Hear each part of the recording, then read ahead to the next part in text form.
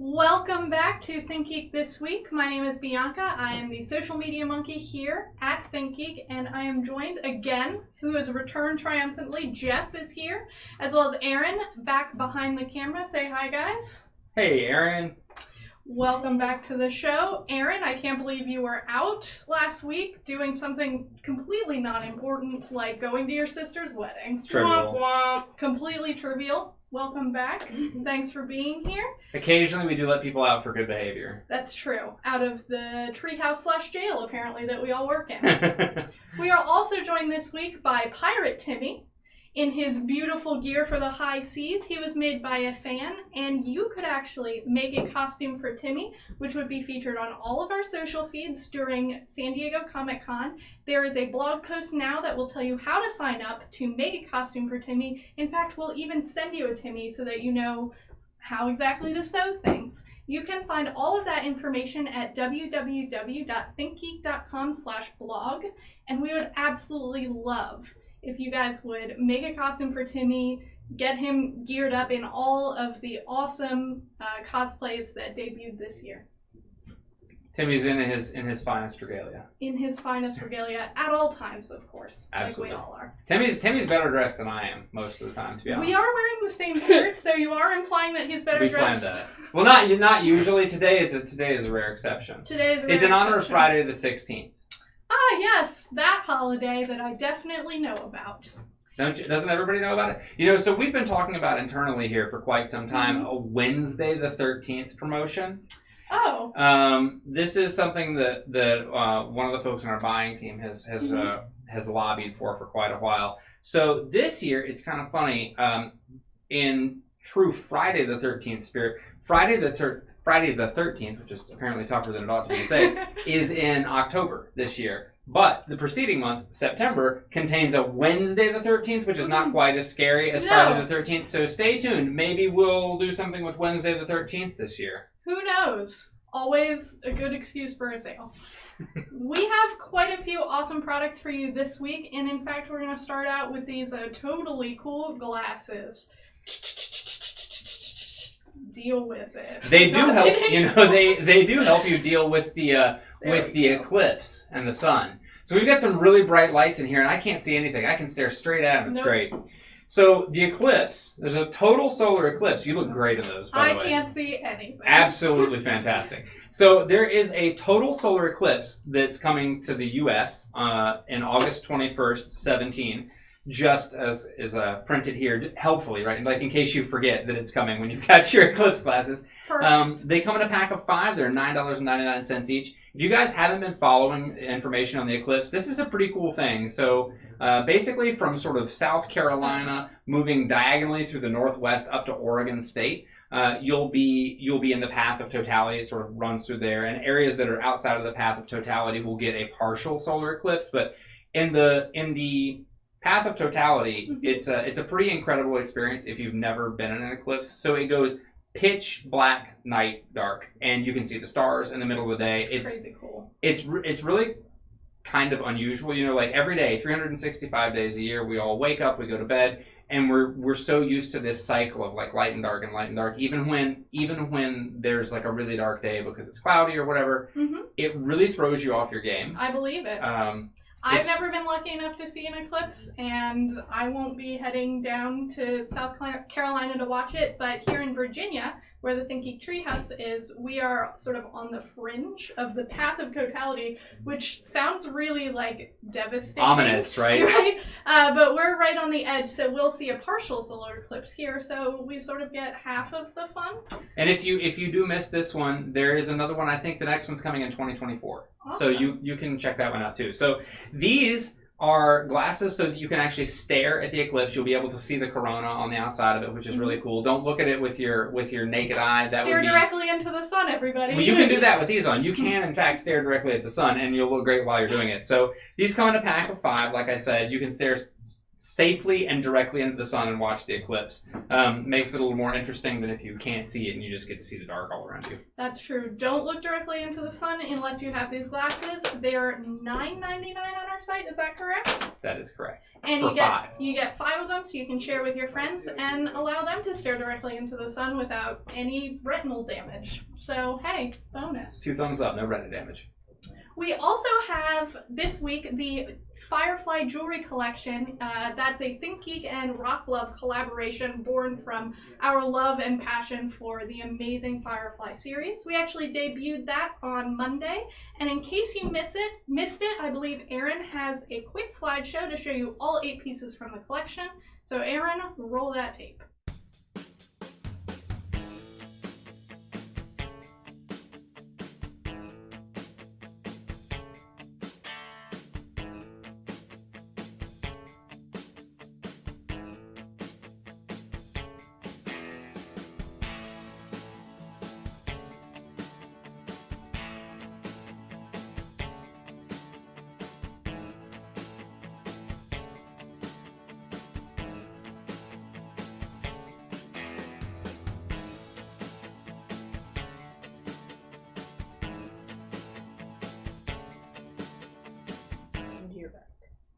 So just to quickly go over my 3 favorite pieces from the collection. First, we have the Serenity ship with citrine in the back, which makes it look like the ship is sort of taking off.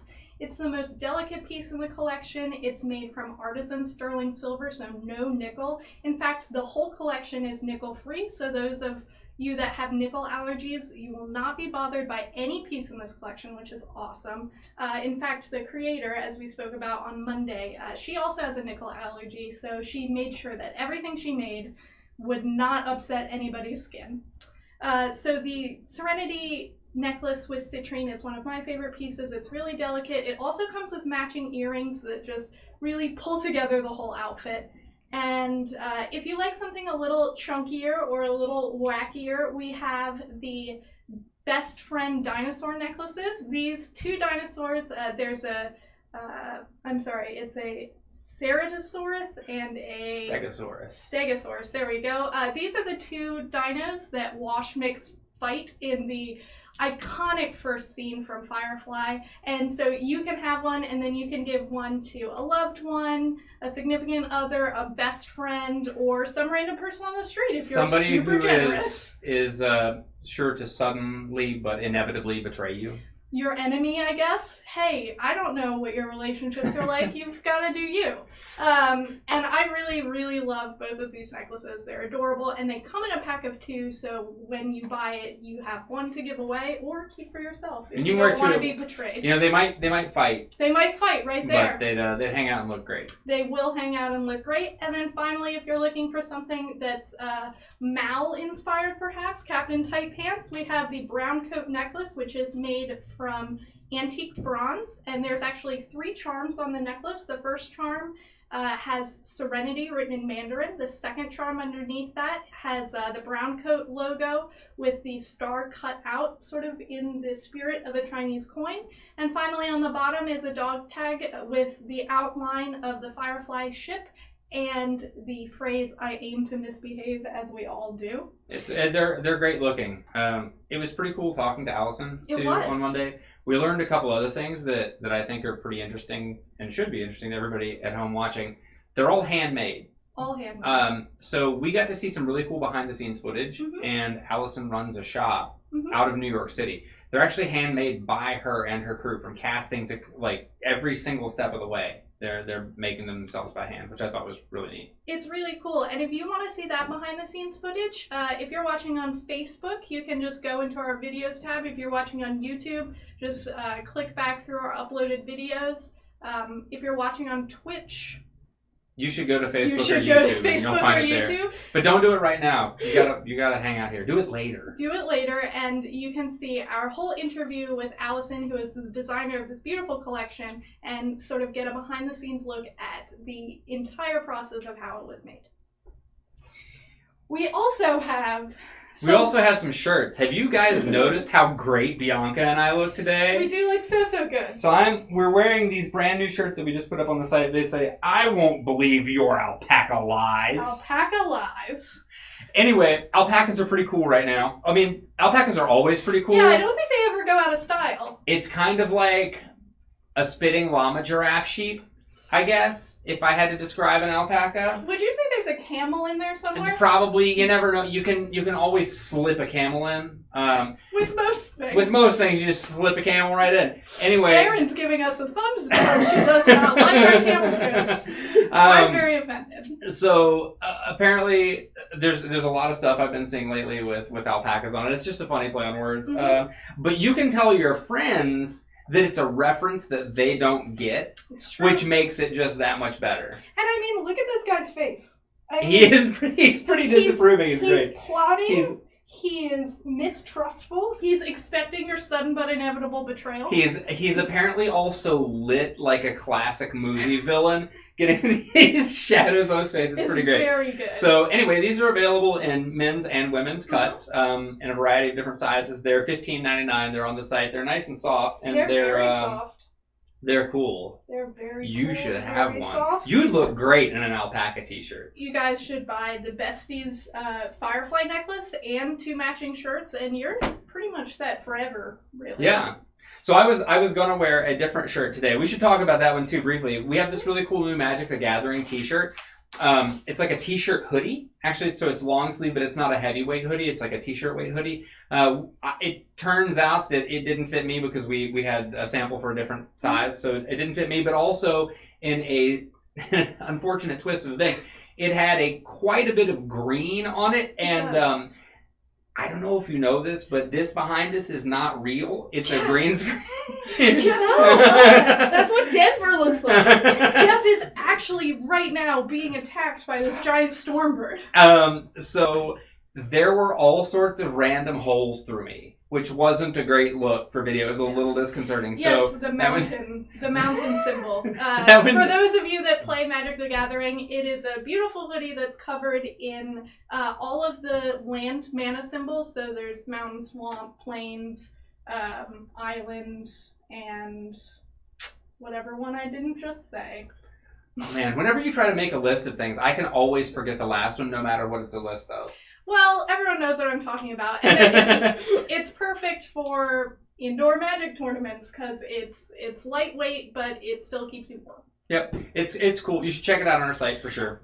We have one last really, really awesome product, and that's the ThinkGeek Capsule, which we actually debuted earlier this month, but we are coming up on the last few days to order before our first capsule goes out. Yep. And this capsule that's going out this month is really, really cool. And just between us, so Jeff and I, and also the hundreds of people that are watching this, we can announce that there will be some Harry Potter stuff in this month. There's also a Fallout Power Armor helmet coin bank for all those caps that you collect as you're exploring the Commonwealth. That's where I keep my stash. I don't know about you. Absolutely. It's really cool. There are other things in the capsule each month that just make it a crazy awesome deal. It only costs $25 plus shipping. And in fact, you can sign up for 3 months now, and you will get a really, really awesome bonus box that has a $20 value. A surprise. A surprise bonus box. We kind of ruined the surprise by telling you it was coming, but hey, we thought you should know. This month also has a really cool Breath of the Wild t-shirt in it. It also has a really So there's a lot of stuff that's hidden, right? It's a surprise. You order a blind box, so you get a great surprise in the mail each month. So this one's got the Fallout Power Armor coin bank helmet. It's got the Legend of Zelda Breath of the Wild t-shirt. It's got some Harry Potter stuff, maybe. And it's also got some other great loot in it. So each month you'll get a variety of different things that come in the box and some never before seen ThinkGeek items. So this is actually a way that you might be able to get some stuff from ThinkGeek that you actually can't get anywhere else. And each capsule has a value of $50, so you're only paying $25 for $50 worth of goods. It's really a great deal. And each capsule does come with a t-shirt as well each month. This month, as Jeff mentioned, Breath of the Wild, but who knows what next month is. This capsule will have every fandom you could possibly imagine. We cherry pick a few each month, so if we don't hit what you like this month, we'll get you next month. We'll get you the month after that. There's always going to be something for everybody in each box. There's a pretty cool sweepstakes that we're doing with it too. It's true. So you guys might have heard of this thing. It's called a Nintendo Switch. A Switch. Mm-hmm. Yeah. A Nintendo Switch. It doesn't turn the lights on and off, but you can play video games on it. Some really good ones like Breath of the Wild. And we're actually giving away some Nintendo Switches to folks. So that's part of the launch. Jeff, you're ruining my chances. Jeff, by telling all of these people, they're all gonna go sign up, and now don't worry. We'll just cheat. Oh, we'll just cheat. Okay. I'm just kidding. That's not a real thing. No, you guys can enter and win a Nintendo Switch, and it's at ThinkGeekCapsule.com. ThinkGeekCapsule.com. All one word. Just string that together. But you should check it out. It's going to be a lot of fun. We're really excited to get them. I can't wait for mine to come. It's true. And actually, this week, we have quite a bit of news to go over, and that's because last weekend and sort of the beginning of this week, E3. Mm-hmm. E3 has a lot of news. And we're about to round up our most anticipated games from E3. Jeff, why don't you kick us off? All right, so I'm going to talk about my top 3 favorite games that came out of E3. And these are all sort of, they're not really small games. That's not really the right word to use for it. But they're not sort of like AAA mainstream titles that you'd see everywhere else. A little bit of background on me. I have a real soft spot for pretty much anything cyberpunk. It doesn't really matter what it is. I'll be into it. So a few years ago, there was a cyberpunk game jam, and out of that game jam came this sort of micro game called The Last Night that was sort of a take on the cinematic action platformer, which is a genre like some stuff like Oddworld is one, and you've got Another World. Lots of titles with worlds in them, and anyway, so I really like that type of game. I really like the sort of the cyberpunk feel of it. So the developers of this game are calling this a post-cyberpunk game, which I thought was kind of interesting. So one of the tropes that you see frequently in cyberpunk genre is that it's sort of a dystopian future. So this is sort of set in that neon-drenched nightfall with lots of rain, and it's got that cyberpunk high-tech, low-life kind of ethos. So Blade Runner. Blade Runner, but not falling apart. Right. So that's, I guess, post-cyberpunk is cyberpunk that isn't falling apart. It's just cool all the time. Yeah, it's cool all the time. So this game I thought looked really cool. I can't wait to play it. It looks like it's going to be a lot of fun, and it really scratches 2 of my favorite itches. So also moving from cyberpunk to cyberpunk, there's a company called Don't Nod that made a great game called Remember Me a couple of years ago. I really liked Remember Me. I don't know. I, of course, remember it. So, I don't know. I think it got kind of mixed reviews, but I really enjoyed it, probably because I'm a sucker for cyberpunk. But it was kind of like a beat-em-up game set in a sort of, I guess, probably a post-cyberpunk future. Once again, not like falling apart. Lots of daytime. Sort of, in a lot of cases, almost a Mirror's Edge kind of vibe. And from the look and feel. Not the gameplay, but it was kind of a beat-em-up a la the... like sort of like the Batman games, sort of a feel of beat 'em up. It was a lot of fun. But that studio is making a new game called Vampire. And they announced that at E3? There's a new trailer for it. I think it had been announced before, but the trailer is a great trailer. It's got a lot of gameplay. It shows a lot of really cool stuff. It's got you play as a doctor who is also a vampire, which is kind of a bit of an odd juxtaposition for me. Yeah, I feel like that's a conflict of interest. I think that is the technical term for it. But I guess, if you feel like you're doing a little bit of good, maybe you can take out a little bit of bad. I don't know. You have a constant source of blood. Nobody's going to question it. But it looks really good. So it's got this sort of dark and moody and gloomy atmosphere. It looks really cool. One of these sort of very noir games. I think it looks really neat.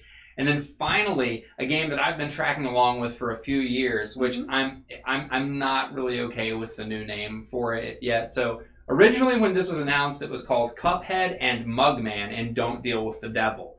And which I think is just such a great... Yeah, that's catchy. It's a really evocative name. I mean, well, I don't know about catchy, but it's interesting, right? So I will always remember Cuphead and Mugman. Yeah, Cuphead and Mugman. And Don't Deal with the Devil. So it sets up sort of this plot point, but they've renamed it as just Cuphead now because apparently it's too many words or something. I don't know. Maybe catchier, because that is the part that I remember. But Cuphead and Mugman are sort of these two characters who look like they're drawn from a 1930s era cartoon. The animation is very evocative of something like Steamboat Willie. Mm-hmm. And so you have this run-and-gun action platformer game. It was originally envisioned as actually nothing but boss battles, which I thought was pretty cool. So there's these huge, big, epic boss battles. Yeah. But now it's actually got levels and everything else, and they brought out a crazy great looking trailer. It looks like it's going to be really hard, really fun, has some really beautiful animation, and I cannot wait to get my hands on it. Yeah, and it's been in development for a while now, so it's really awesome to have a new trailer.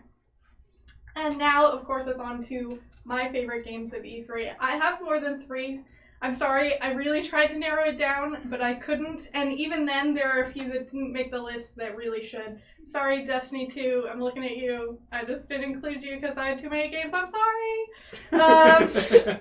First, we're starting off with a game that I've actually mentioned on this show before, which is Shadow of War. I am super hyped about this game, and there is a new gameplay trailer featuring my favorite character ever. They announced live at E3 Bruce, who is an orc that you meet in your travels, and he is my new orc boyfriend. He is perfect in all ways, and in fact, I am loving this new direction that Shadow of War has taken, which is obviously my orc boyfriend dating simulator, because if any of them die, which I know that they are going to do, I'm just going to have to restart the game until none of them die, because I can't deal with it emotionally. I don't think that's canon. I don't think it's canon, but it's my head canon. He is perfect and amazing. And if you guys haven't watched this trailer, I know Aaron's playing some clips now, but you should go check out the full trailer because his voice acting is perfect. But in all seriousness, the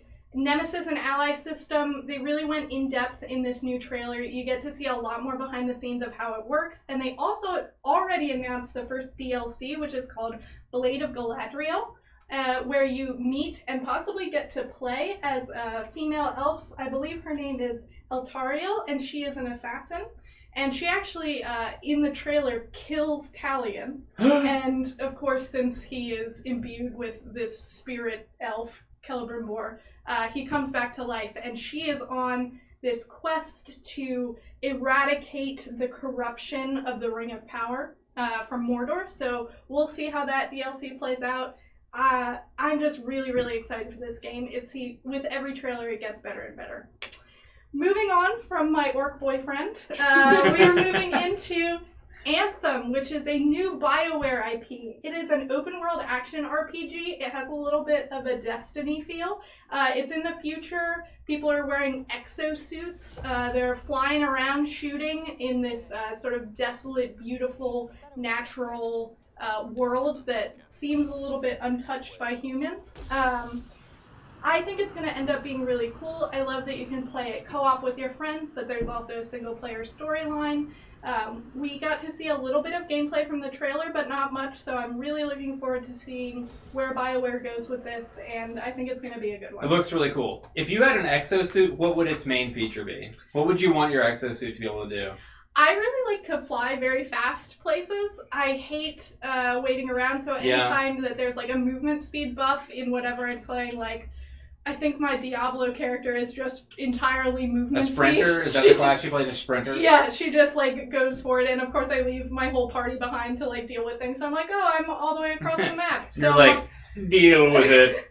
So my exosuit would have like 2 giant rockets on the back. I'm into that. Mine would have a donut maker in it. And then I would be able to have donuts everywhere I went. I don't think that was an option. But I think it should be. Donut maker. Maybe with like an espresso machine like on the shoulder. That would be awesome. Maybe Krispy Kreme and BioWare could kind of like partner up. Cross-promotional marketing. Look, we're doing your job for you. I mean, these are some great ideas. So moving in a completely different direction, from space suits to the high seas pirates, which is why Timmy is dressed the way he is. Sea of Thieves was a game announced from Rare Studios this week at E3. It is a cooperative pirate game which I love. I personally didn't play Assassin's Creed Black Flag, although it is on my list. So I haven't ever played a pirate game, and honestly, the theme is totally up my alley. I'm really excited about it. But the shtick of this game is that you gather together a collection of friends, and you guys are faring the high seas as a pirate crew. And all of you have to work together to man the ship and try and find treasure and fight other ships. And I've seen some really awesome gameplay out of this. It seems funny and fun to play with your friends. And there's even this thing where all players have an accordion in their inventory. And no matter what my job is, I'm going to be a musician and constantly play the accordion to boost morale. I think it was Mark Twain who said that the definition of a gentleman is someone who can play the accordion but doesn't. Well, it's a good thing I'm not a gentleman. I'm not making that up. I think it was Mark Twain. If anybody who's watching right now wants to correct me in the comments on that, please do. Because I would like to know the source of that quote if I am incorrect, but it's a great one. So Jeff and I are going to play this game, and I'm going to do nothing but play the accordion, even though Jeff is like, please could you steer the ship? So we're not going to play it for very long. And I'm going to say, Jeff, here's Wonderwall. That'd be great. It's Mark Twain, but it's a banjo. Just saying. Oh, it's a banjo. I think they're blast. Well, it should have been an accordion. So now I can play the accordion all the time, and Jeff can't ever say anything. Great. So that's Sea of Thieves. I'm really excited for it. I think it's going to be really fun, and I'm personally a big fan of co-op games that I can play with a bunch of my friends, so this is right up my alley. Moving on to Shadow of the Colossus. And you may be saying, that game came out in like 2007, and then also again in 2011. And I would say, you are correct. But at E3, they announced during the Sony press conference that they will be remaking Shadow of the Colossus. And that is very different from a remaster, which is what they did in 2011. They're not just upgrading the graphics, although everything looks really gorgeous. They are completely overhauling the whole game so that it is made for these new consoles. And it looks gorgeous, and we got to see some clips of really iconic bosses. I'm just really excited to get to play through this world again. It's one of my favorite games from my childhood. I think it's going to be amazing, and I know people are sick of remakes, but if they're going to remake anything, Shadow of the Colossus is on the top of my list. Yeah, it's not a bad choice at all. It's a great game, and I'm sure they'll do it justice. I'm sure they will. And, of course, it wouldn't be an E3 roundup without quickly mentioning Metroid Prime 4, which was announced at the end of the Nintendo press conference.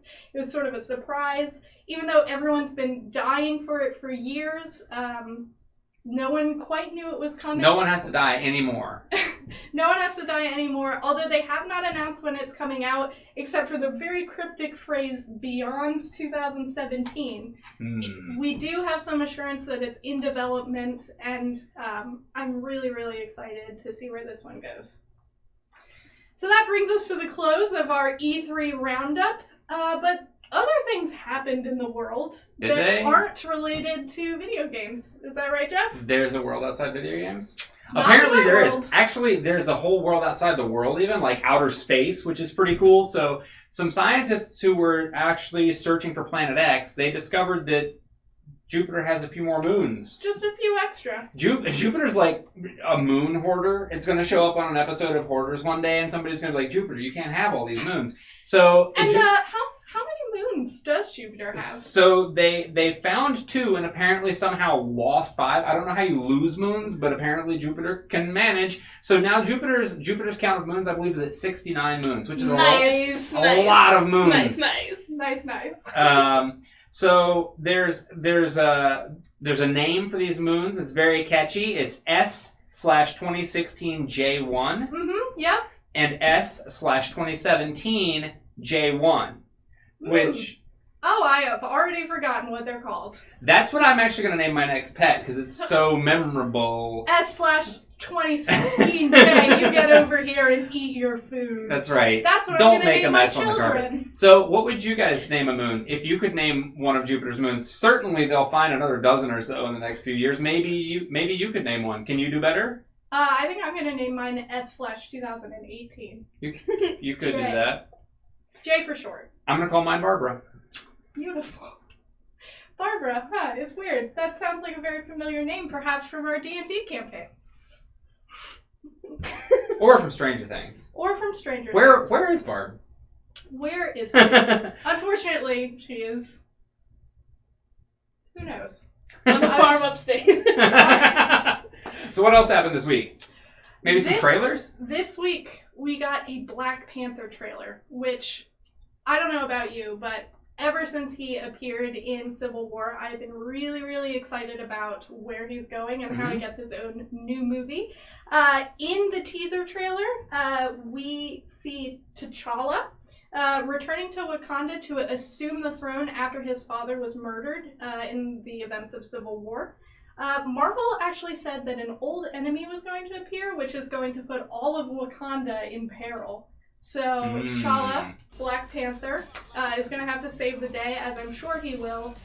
Just from the trailer, you can tell this is going to be a really, really awesome film. It does look really good. And I'm really, really excited to see where it goes. In other sort of entertainment news, I would guess, entertainment / medical, sometimes the two butt heads. Tech. Yeah, sure. medical, tech, and everything. So there's kind of been an ongoing debate whether science fiction influences reality or whether science fiction is influenced by reality, and maybe they kind of feed one another a little bit. Maybe it's cyclical. That sounds right. So in Star Trek, in the original series, they introduced this really cool technology called a tricorder, and so it had a lot of different functions. But one of the things that a tricorder could do, of course, was it could sort of do a medical exam on you, a non-invasive medical exam. You could just kind of zap somebody with it, and it would tell you what's going on with them. So Qualcomm has a contest that they run, and it's called the Tricorder X Prize. And essentially, it's a contest to invigorate technological innovation. And the group that can create the most amazing non-invasive medical diagnostic tech wins. So it's, I believe the total prize pot was something like $10 million this year. That's a lot of money. It's a whole lot of dollars. That's a heck of a lot of money. There's a company that was originally called Final Frontier. Now they're called Basal Leaf Technologies. They created a little device called the Dexter, I guess. And it is... That's so cute. It isn't adorable. So it is essentially... a tricorder sort of a device. Is moving in the direction of a tricorder device. That's We're not so quite cool. We're not quite to the tech of Star Trek yet, but we're moving that direction. So it's a device in an iPad app, and it can provide a number of sort of non-invasive tests. It uses sensors that can be attached to the body to collect data about vital signs, body chemistry, biological functions, and more. So we are really moving in the direction of sci-fi tech, which I think is great because needles are the worst. It's true. I just can't wait for some of the other Star Trek inventions to be real. Like, I want to be warped places. That would be cool. The replicator is also on my top list, and I would also say the holodeck. I mean, if I could have a donut, back to my exosuit, if I could have a donut on the beach anytime I wanted it, I would for sure always be having a donut on the beach. I just don't feel like you're going to fit in your exosuit if you're constantly eating donuts. I'll swim. I'll swim in the holodeck. I'll get my exercise and be fine. This is in the future where we can have robots exercise for us. I don't know that the food that comes out of the replicator has any caloric value if you don't want it to. Maybe you can have a donut that is just magically calorie-free. That is the real future. That would be the future that I would sign up for. So anyway, congratulations to Basal Leaf Technologies. I think that's a pretty cool thing. They won a huge prize, and it seems like this is a really a great leap forward for medical tech. The future is now, indeed. And we have one final bit of news, and that is that Marvel has teased the Captain Phasma comic. They did announce this back in September, but this is the first time that we're actually seeing some images from the upcoming comic book. And I don't know about you guys, but I fell in love with Captain Phasma as they were sort of hyping her up for The Force Awakens, and then of course during the movie. So the question that's been on everyone's mind is, what happened to Captain Phasma? Did she escape the Starkiller base implosion? And how did she do it? And this comic is going to address those questions. It's a 4-part miniseries that takes place in between the events of The Force Awakens and The Last Jedi, so we get to see exactly what happened. Filling in the gaps. Filling in the gaps. And from the images that we see, it appears that she did escape the trash compactor, although perhaps her armor was a bit dented and a little bit funky. I know, I'm sure that really offended her. And then she's going to go on some really awesome adventures. I'm really hoping they fill in her backstory a bit. We get to learn exactly how she joined up with the First Order, the First Order, and how she became such a leader amongst their ranks. And then we'll get to see her again. They have announced that Gwendolyn Christie will be reprising her role in The Last Jedi, so we'll get to see her again. And we'll have all this backstory, and we'll grow to love her even more. How do you guys think she might have escaped, or do you think she did? Any thoughts? Well, I'm sure they will find out when they read it, but let us know let us know what you think about this new series by tweeting us at thinkgeek.com, or go ahead and send us a Facebook message, respond in the comments to this video, and we will get back to you. I am our social media manager. I see all your messages. I'd love to hear what you guys think about any of the things that we talked about today. Let us know about your favorite games from E3. If we left something off of our list that we didn't cover that is your favorite, let us know so that we have something to add to our list, right? So we know what to play. And